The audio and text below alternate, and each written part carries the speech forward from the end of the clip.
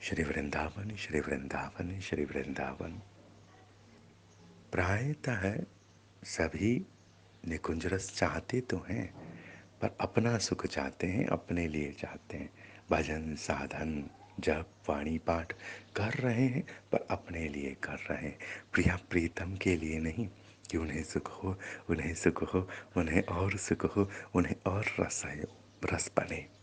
और अगर उन्हें सुख हो रहा है, रस बन रहा है, तो हम ये नहीं कह सकते कि मेरा आज तक का किया हुआ वाणी पाठ ये फल दे या वह फल दे, क्योंकि वह तो उन्हें दे दिया गया है, उनका हो गया है, उस पर अधिकार ही नहीं है। जैसे मान लो आप किसी जीव को कुछ आहार दो, आहार देने के उपरांत आप उस आहार किए हुए भाव को स्मृत करके निवेदन करो कि इसका यह परिणाम बने।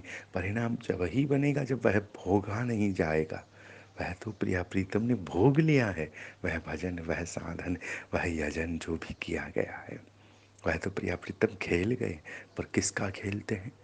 जो उन्हें सुख देने के लिए बचता है। अन्य का नहीं खेलते। अन्य तो अपने यहाँ उसको एकत्र करते हैं, एकत्र करके कहते हैं कि ये मैंने भजन किया है, ये मैंने यजन किया है, और इसके परिणाम में मुझे ये प्राप्ति चाहिए। जैसे राक्षस तप करते हैं, बहुत से भावुक तप करते हैं और परिणाम में कुछ कामना करते हैं कि हमें यह स्थिति चाहिए, तो वह कामना सिद्ध हो जाती है। परंतु प्रेमी तो प्रेम के लिए भजन करते हैं। प्रेमी के पास में जब भगवान प्रकट हों, प्रिया प्रीतम प्रकट हो कि तुम्हें क्या चाहिए, तो वो यही कहेंगे, आपका सुख चाहिए, आपका सुख चाहिए, आपका सुख चाहिए। तो जब आपका सुख चाहिए इसीलिए भजन हो रहा है, प्रियालाल आपका सुख चाहिए इसीलिए भजन हो रहा है, तो सहज ही वह भजन उनका है। वह चाहे जैसा उससे खेलें, हमारा अधिकार ही ना है कि भाई हमने भजन किया हो और हम इसके बदले में कुछ मांग सकते। हमारा अधिकार ही ना है, उनका ही है। तो इसलिए मेरा निवेदन है कि भावुक जन अगर भजन करते हैं तो उसमें ये स्थिति ना करें कि इसके बदले में मुझे यह चाहिए। चाहिए तो वह भजन वैसा ही सकाम भजन होगा जैसा असुरों ने भी किया है। और भजन तो किया, तप तो किया, परिणाम में कुछ चाह लिया। और जिन्होंने उनके लिए, उनके सुख के लिए भजन किया, वह कैसे मांगेंगे? क्योंकि वो तो दे दिया गया है, दे दिया गया। एक माँ अपना दूध पिलाती है, तो जो सच्ची माँ दूध पिलाती है वो दूध के बदले में कुछ मांगती थोड़ी ना है कि मैंने तो है दूध पिलाया है, तुम मुझे दे। तो वैसे ही प्रेमी प्रिया प्रीतम को सुख पिलाते हैं, प्रेम पिलाते हैं। क्यों भजन करते हैं? क्योंकि प्रिया प्रीतम सुखी हो, प्रिया प्रीतम रसमय हो, प्रिया प्रीतम को उत्स हो, प्रिया प्रीतम में भाव बने, प्रेम बने, रस बने। जीव स्तुति में प्राणी अपने कल्याण के लिए चलता है, और प्रिया प्रीतम के रस रंग में, भाव में डूब कर जो सखियाँ हो गई है, वह प्रिया प्रीतम के सुखों के लिए दौड़ती है, प्रिया प्रीतम के उत्सवों के लिए दौड़ती है। प्रिया प्रीतम को और गहरा सुख हो, और गहरी निकुंज हो, और मधुरता हो, और नया उत्सव हो, इसलिए दौड़ती है निकुंज स्तुतियाँ। तो आप अपने लिए दौड़ रहे हो या उनके लिए दौड़ रहे हो? उनके लिए दौड़ रहे हो तो ही आपका अपना दौड़ना सच्चा है, निकुंज रस है। निकुंज रस उनके लिए सुख, उनका सुख, उनसे सुख, उनको सुख, उनको सुख हो, उनको सुख हो, प्रिया प्रीतम को सुख हो, ये रस है। तो उनका सुख चिंतन हो, उनके सुख का चिंतन हो, उनके रस का चिंतन हो, ये निकुंज रस है। और जहाँ भी पृथक सुख है कि मुझे ये स्थिति चाहिए, वह स्थिति चाहिए, मुझे ये पद चाहिए, तो वहाँ पर प्रिया प्रीतम त्यागते नहीं है। मिल तो जाते हैं कि कोई श्री राधा रानी को देखना चाहे तो दिख जाएगी, मिल जाएगी, पर सुख देने वाले स्थिति भिन्न होती, सखियाँ भिन्न होती, जो दोनों को पिलाती है। श्याम सुंदर बहुतों को मिलते हैं, महाभारत के युद्ध में भी मिलते हैं, कौरव पांडव सबको मिलते हैं, परंतु श्याम सुंदर चाहते हैं कि इन्हें निकुंज की लालसा हो, और उनसे मिलकर भी निकुंज की लालसा सबको नहीं होती है। आप चरित्र पढ़ लें, आप कथा पढ़ लें, आप चिंतन कर लें उनके प्रकट लीला का, कि उनसे मिलकर भी निकुंज लालसा सबको नहीं होती। तो किससे मिलकर होती है?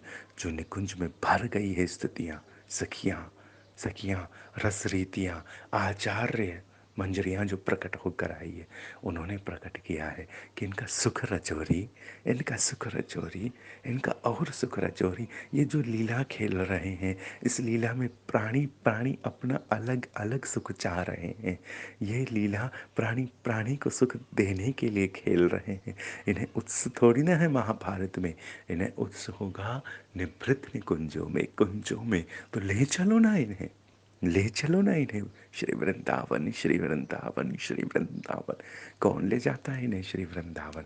जिसके भीतर इनकी चिंता है, इनका सुख है, इनकी लालसा है। एक सृष्टि है जीवार्थ, जीव अपने लिए चाह रहा है। एक सृष्टि है आत्मार्थ, जिसमें जिसमें प्रेमी के भीतर इनका सुख प्रकट हो गया है कि ये तो प्रेमी है, ये तो रसिक है, ये तो प्रेममय है, ये तो रसमय है, श्रृंगारमय है। इन्हें और श्रृंगार चाहिए, इन्हें और प्रेम चाहिए, इन्हें और रस चाहिए, इन्हें और एकता चाहिए, भिन्नता चाहिए अपनी प्रिया से। तो वो रचने लगती है स्थितियाँ, इनका सुख, इनका सुख, इनका सुख। तो आप इनका सुख रचिए, ना कि अपने सुख के लिए यजन भजन कीजिए। अपना सुख नहीं कि मुझे यह चाहिए वह चाहिए, इनका सुख, इनका सुख, इनका सुख, प्रिया प्रीतम का सुख, प्रिया प्रीतम का सुख, प्रिया प्रीतम का सुख। और कोई ये ना चाहना कि मैं इनका सुख चाहूँगी तो मुझे क्या मिलेगा, इनका सुख चाहूँगी तो फिर क्या होगा। अरे इनका सुख चाह कर देखो, फिर जो होगा, जो होगा वो ऐसा व्यसन होगा, ऐसा नशा होगा कि फिर अपना सुख कभी भाएगा ही नहीं। अलग सुख, वही अपना सुख होगा जो इनको सुख देकर आएगा। जो इनको सुख देगा वही अपना होगा। जो इनको सुख देती होगी बात, वही बात भाएगी, वही बात भाएगी। और जो कि हम प्रयास में हैं, युगल रस को निवेदन कर रहे हैं वाणी से, इनको सुख हो इसलिए युगल को मिलाकर निवेदन कर रहे हैं, गूंथ कर निवेदन कर रहे हैं। जैसे आप अगर आहार ग्रहण करते हो तो बहुत सारे आहार के द्रव्यों को परस्पर मिला देते हो। जैसे खीर बनाओगे तो दूध और चावल मिलाओगे, आपको आपत्ति नहीं होती ना। तो त्यों ही मुझे मेरे प्रिया प्रीतम को मिलाने में आपत्ति नहीं होती। ये मिलन इनका सुख है और इससे इन्हें सुख होता है। पर उस सुख को पीने वाले बहुत कम होते हैं, बहुत कम होते हैं। क्यों? क्योंकि सबको अपने अपने सुख चाहिए, अलग अलग सुख चाहिए। और वो जितने अपने अपने सुख वाले हैं, जीव हैं, वो फिर उनका चिंतन करेंगे अपने अपने लिए और उन्हें व्यस्त रखेंगे। मेरे प्रियतम आएंगे नहीं, मेरे प्रियतम किसी के किसी काज में लगे होंगे। कभी कोई रात को याद करेगा, कभी कोई दिन में याद करेगा, कभी कोई अस्पताल में कराएगा, कभी कोई किसी विपत्ति में कराएगा। मैं चाहूँ कि आप विपत्तियों में इनका चिंतन ना करो, आप इनके सुख के लिए इनका चिंतन करो, इनके सुख के लिए इनका चिंतन करो। विपत्ति चाहो परंतु उसमें भी इनका सुख चिंतन करो, इनका सुख चिंतन करो कि ये सुखी हो, ये सुखी हो, ये सुखी हो, बस ये सुखी हो। और ये परिणाम स्थिति है।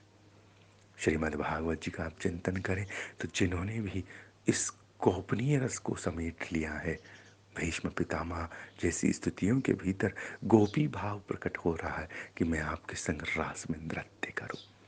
तो ये अनुराग है, उन्होंने समझ लिया है कि ये युद्ध करने के लिए नहीं है, ये संग में नृत्य करने के लिए है, संग में नृत्य करने के लिए। और इसीलिए श्री प्रियतम ने उनके उनके भाव को पुष्ट करने के लिए उन पर अस्त्र शस्त्र भी धारण किए हैं, ना चाहते हुए भी। प्रियतम बड़े सुकुमार है, बड़े कोमल है, उनका प्रेम ही मूर्छा दे देता है, उनकी माधुरी ही हरण कर लेती है प्राणों का। तो वह ऐसे ही सभी का हरण करते हैं अपनी मधुरता से। तो मेरा निवेदन है, इनकी मधुरता, इनका प्रेम, इनका रस, इन्हें जो ये इतना स्फुरित कर रहे हैं हमें, तो हम इसे बढ़ाएं कि ये और मधुर हो, और मीठे हो, और प्रिया के निकट हो। और जितने प्रिया के निकट होंगे उतने सुंदर होते जाएंगे, उतने रसीले होते जाएंगे, उतने मीठे होते जाएंगे। आपको राधा वल्लभ लाल भाते होंगे। क्यों? क्योंकि वो प्रिया में भीगे हैं, प्रिया में भरे हैं, प्रिया से ही बने हैं, प्रिया के लिए ही बने हैं, प्रिया में ही भरे हैं, प्रिया के लिए ही रचे बसे हैं। सुभाते हैं, लुभाते हैं। प्रिया उनमें भरी है, प्रिया श्रृंगार उनमें भरे हैं, प्रिया का स्वभाव उनमें भरा है, प्रिया का अनुराग उनमें भरा है, प्रिया की मधुरताएं उनमें भरी है। तो भाते हैं, लुभाते हैं। तो मेरा निवेदन है, प्रिया प्रीतम की मिलन मिलन मिलन मधुरताओं में भर जाओ, डूब जाओ। श्री वृंदावन, श्री वृंदावन।